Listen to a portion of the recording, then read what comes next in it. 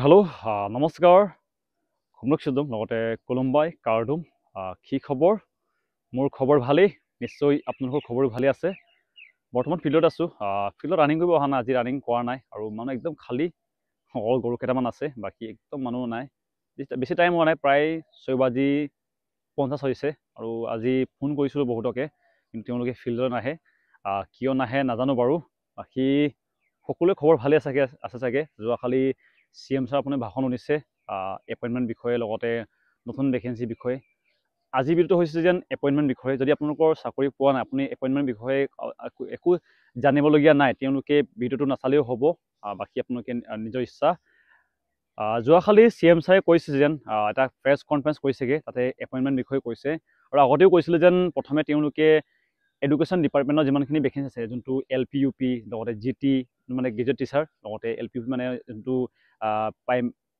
স্কুলৰ LP স্কুলৰ সেয়া তেওঁলোকৰ এপইণ্টমেণ্ট দিয়াৰ পিছতে আমাৰ অসম পুলিচৰ দিব বুলি তো বৰ্তমান যোৱাকালি 9 তাৰিখে দিলেগৈ এপইণ্টমেণ্ট LP UP লগতে যোনটো GT মানে হৈছে গ্ৰেজুৱেট টিচাৰ তেওঁলোকৰ দিয়া হ'বগৈ 13 তাৰিখে কাৰণ এইটো এটা ব্যয়বহুল আৰু দীঘলীয়া কষ্টকৰ প্ৰক্ৰিয়া গতিকে যাতে কোনো ধৰণৰ অভাৰলেপিং নহয় তাৰ কাৰণে আমি যথেষ্ট যত্ন ল'ব লগা হৈছিল ইতিমধ্যে গ্ৰেজুৱেট টিচাৰ পোষ্ট গ্ৰেজুৱেট টিচাৰৰ তালিকাখন চূড়ান্ত হোৱাৰ পাছত আমি তেওঁলোকক আহ্বান জনাওঁ তেওঁলোকক উইথড্ৰ কৰিবৰ কাৰণে প্ৰায় 800 কেণ্ডিডেট তেওঁলোক ইয়াৰ পৰা উইথড্ৰ কৰাৰ পাছত আমি LP UPৰ তালিকাখন চূড়ান্ত কৰি আজি আমি সফলতাৰে নিযুক্তিসমূহ বিতৰণ কৰিবলৈ সক্ষম হৈছোঁ আৰু যিসকল বাছনিত উঠিছে যিসকলে নিযুক্তি পাইছে তেওঁলোকে এপইণ্টমেণ্ট লেটাৰ পৰ্টেলৰ পৰা ডাউনলোড কৰিব পাৰিব আৰু খুব সোনকালে আমি গ্ৰেজুৱেট টিচাৰ আৰু পোষ্ট গ্ৰেজুৱেট টিচাৰৰ নিযুক্তি পত্ৰ আমি বিতৰণ কৰিম সম্ভৱতঃ 13 তাৰিখ ইয়াৰ পিছতে আমাৰ অসম পুলিচৰ দিবগৈ অসম পুলিচৰ কেতিয়া দিবগৈ পাৰে অলপ আইডিয়াটো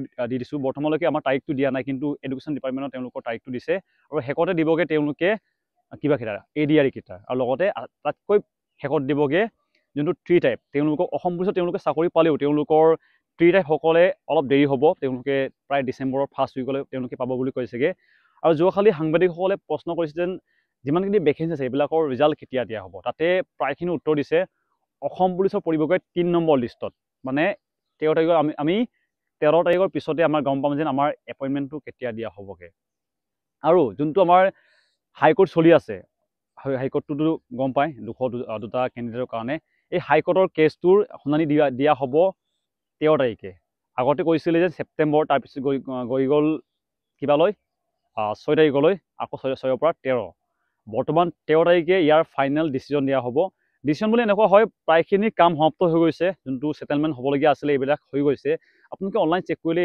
প্ৰায়খিনি লিষ্ট পাব মই ইয়াতে দেখাব বিচৰা নাই কাৰণ দেখালে যিমানখিনি হাইকোৰ্ট কৰিছে তেওঁলোকে বেয়া পাই যায়গৈ এইটো কাৰণে মই দেখাব বিচৰা নাই আৰু লগতে এইটো লিগেল কেছটোতে এনেকৈ অপেনলি ভিডিঅ'ত দিয়াটো ভাল কথা নহয় এইটো কাৰণে আপোনালোকে হয়তো গ্ৰুপ চুপত দেখি যাব মই পঢ়িলোঁ লিষ্টখন তাতে কি কি লিখা আছে তাতে লিখা আছে যেন তেওঁলোকৰ 13 তাৰিখে ফাইনেল জাজমেণ্টটো দিয়া হ'ব ছেটেলমেণ্ট হৈ গ'ল তেওঁলোকে যি বিচাৰিছিলে তেওঁলোকে পাই গৈছে আৰু যোনটো 3 টাইপ ভেকেঞ্চি তেওঁলোকে অসম পুলিচত পালেও তেওঁলোকৰ হয়তো এপইণ্টমেণ্টটো অলপ দেৰি হ'বগৈ ডিচেম্বৰ ফাৰ্ষ্ট উইক হ'বগৈ বুলি কৈছে আৰু CM ছাৰে কোৱা অনুসৰি প্ৰায় তেওঁ যাব 15 তাৰিখে লণ্ডনলৈ 15 তাৰিখে লগতে ঘূৰি আহিবগৈ 18 তাৰিখে এইটো কাৰণে আমাৰ হয়তো 20 তাৰিখলৈ পাবগৈ এপইণ্টমেণ্টটো হয়তো আপোনালোকে আমি আগতীয়াকৈ গম পাম ডেটটো হয়তো আমি 15-16তে গম পাই যাম যেন আমাৰ এপইণ্টমেণ্টটো কেতিয়া দিয়া হ'বগৈ আমাৰ এপইণ্টমেণ্টত নটিচখন তেওঁলোকে মাৰিব SLPRB মানে হৈছে state level police recruitment board এইটো কাৰণে সাজু হ'ব লাগে লগতে হয়তো আমি যিমানখিনি পাছ কৰিছোঁ অসম পুলিচৰ কাৰণে সকলোৱে হয়তো যাবলগীয়া প্ৰয়োজন হ'ব যিহেতু টিচাৰসকল আপোনালোকে হয়তো এখন নটিচ দেখিছিলে যোৱাকালি মই নটিচটো দেখাই দিছিলোঁ তাতে তেওঁলোকে লিখা আছিলে যেন যিমানখিনি পাছ কৰিছে তেওঁলোকে যাব লাগিব তেতিয়াহে তেওঁলোকৰ নামত এপইণ্টমেণ্ট ইছ্যু কৰা হ'ব বুলি তেওঁলোকে ঘোষণা কৰিছিল লগতে এখন নটিচো মাৰিছিলে এইটো কাৰণে যিমানখিনি আমাৰ পাছ কৰিব সকলোৱে যাবলগীয়া প্ৰয়োজন হ'ব এইটো কাৰণে আপোনালোকে এটা কাম কৰক বৰ্তমান অলপ পইচা 2-3 হাজাৰ উঠাই লওক যিহেতু গুৱাহাটীটো বহুত এক্সপেঞ্চিভ জেগা হয় আপোনালোকে হয়তো ভাবিছে যেন 100-200 ঘূৰি আহিমগৈ যাৰ ডিষ্ট্ৰিক্টকেইটা ওচৰ আছে তেওঁলোকক মই কোৱা নাই আমাৰ যেনেকৈ শিৱসাগৰ তিনিচুকীয়া ডিব্ৰুগড় লগতে আপোনাৰ ধেমাজি এনেকৈ অলপ দূৰ আমাৰ কাৰণে দূৰ হৈ যায়গৈ এইটো কাৰণে কৈছোঁ যে অলপ টকা কিবা কৰি লওক ট্ৰেইনৰ টিকেটৰ কাৰণে লগতে অহা যোৱাৰ কাৰণে যদি আপোনালোকে বাছে যায়, বাছৰ ষ্টেণ্ডৰ পৰা প্ৰায় 200 মিটাৰমান দূৰত আছে যোনটো খানাপাৰা ফিল্ডখন। মই আগতে গৈছোঁ। লগতে ট্ৰেইনৰ পৰা গ'লে ট্ৰেইনৰ পৰা প্ৰায় আপোনালোকৰ যদি কেব লয়, উবেৰ, অলা এইবিলাক লয়, আপোনালোকৰ প্ৰায় 250 টকামান ল'ব। এইটো ডিপেণ্ড কৰে আপুনি কেতিয়া বুকিং কৰিছে, এইটো দামটো কমিও থাকে বাঢ়িও থাকে। আৰু যোনটো চিটি বাছ তেওঁলোকে বহুত কমকৈ লয়। চিটি বাছত প্ৰায় 10 টকা 20 টকা লয়। মই চিটি বাছত গৈ পোৱা নাই, কিন্তু মই কেব লৈ গৈছিলোঁ। এইটো কাৰণে আপোনালোকক কওঁ যেন। আৰু জেগাটো ধুনীয়া আছে, একদম কিবা আছে, একদম কি বুলি কওঁ আৰু তাতে বহুতখিনি অফিচ আছে, APSC অফিচ আছে, একদম সন্মুখতে আছে। এইটো কাৰণে তালৈ যাবৰ কাৰণে আপোনালোকে ৰেডি হ'ব লাগিব। বহুতখিনি ডকুমেণ্ট হয়তো নিয়াৰ প্ৰয়োজন নাই, কিন্তু তেওঁলোকে নটিচ মাৰিব। নটিচত কি লিখা থাকিব এতিয়া বৰ্তমানলৈকে মই ক'ব নোৱাৰিছোঁ, যিহেতু এনেকুৱা মানে আহিবই লাগে বুলি আগে পিছে নটিচ মৰা নাছিলে। কিন্তু এইবাৰ তেওঁলোকে এটেণ্ডেঞ্চ লৈছে বুলি কৈছে, মানে কিমানজন আহিছে, কোনে কোনে আহিছে, এইবিলাক লৈছে বুলি কৈছে। এইটো কাৰণে সকলোৱে যোৱাৰ প্ৰয়োজন হ'ব। এইটো এটা বিশেষ দিন হ'ব, কাৰণ বহুতখিনি কেণ্ডিডেটে 10-15 বছৰ কষ্ট কৰাৰ ফলত পাইছে বহুতে। আৰু এটা মই নিউজ ভিডিঅ' দেখি পিনি মোৰ বেয়া লাগে। এইটো তেওঁলোকে কয় যেন এই আমুকৰ ল'ৰাটো দুখীয়া ঘৰৰ চাকৰি পাইছে, আমুকৰ পাণ দোকানৰ কিবা ল'ৰা ছোৱালীয়ে চাকৰি পাইছে। তো তেওঁলোকে দুখীয়া হোৱাৰ কাৰণে চাকৰি পোৱা নাই, তেওঁলোকে পাইছে নিজৰ কষ্ট, ত্যাগ, পৰিশ্ৰম, লগতে ধৈৰ্য শক্তি, তেওঁলোকৰ কাৰণে পাইছে। দুখীয়া হোৱাৰ কাৰণে চাকৰি কেনেকৈ পাইছে, এইটো মই নিউজ চেনেলসমূহত চাওঁ, বহুতক দেখিছোঁ যেন তেওঁলোকে নাপিত আছিলে, এইটো কাৰণে পাইছে। তেওঁলোকে কাম কৰিছিলে, কাম আমিও কৰিছোঁ, কিন্তু কাম কৰিছোঁ বুলি হয়তো চাকৰি নাপায়। বহুতে আমাৰ অসমত এনেকুৱা বৰ্তমান আছে যাৰ দুখীয়া ঘৰৰ ল'ৰা ছোৱালী আছে। দুখীয়া হোৱাৰ কাৰণে তেওঁলোকে চাকৰি পোৱা নাই, তেওঁলোকে নিজৰ মানে যোগ্যতা আছে, তেওঁলোকৰ পোৱা প্ৰতিভা আছে।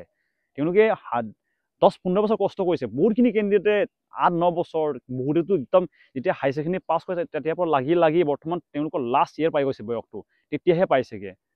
তেওঁলোকেতো দুখীয়া হৈছে বুলি আগতে নহ'লে পাব লাগিছিলে। নিউজ চেনেলসকলক অলপ ক'ব বিচাৰোঁ যেন আপোনালোকে এনেকৈ প্ৰচাৰ নকৰিব যেন তেওঁলোকে দুখীয়া হোৱাৰ কাৰণে পাইছে। হয়, সেইটো দুখীয়া হোৱাটো দেখাটো ভাল, বহুতে মটিভেট হ'ব, কিন্তু এনেকুৱা তেওঁলোকে দেখাই দিয়ে যেন মানে তেওঁলোকে দুখীয়া হোৱাৰ কাৰণে চাকৰিটো পাইছে। সেইটো অলপ বেয়া।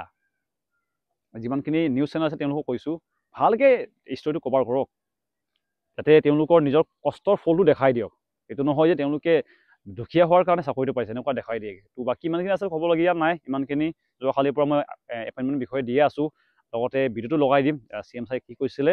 আৰু সকলোকে আশা কৰোঁ ভালকৈ লগ পাম শেষৰ বাৰৰ কাৰণে, যিহেতু ইয়াৰ পিছতে হয়তো আমাৰ কৰ্মজীৱনটো বেলেগ হ'বগৈ। ক'ৰবাত কোনোবাই থাকিব লখিমপুৰত, কোনোবাই থাকিব ধেমাজি, কোনোবাই থাকিব গুৱাহাটী, কোনোবাই থাকিব তিনিচুকীয়া, এনেকৈ বহুত বেলেগ ডিষ্ট্ৰিক্ট হ'বগৈ।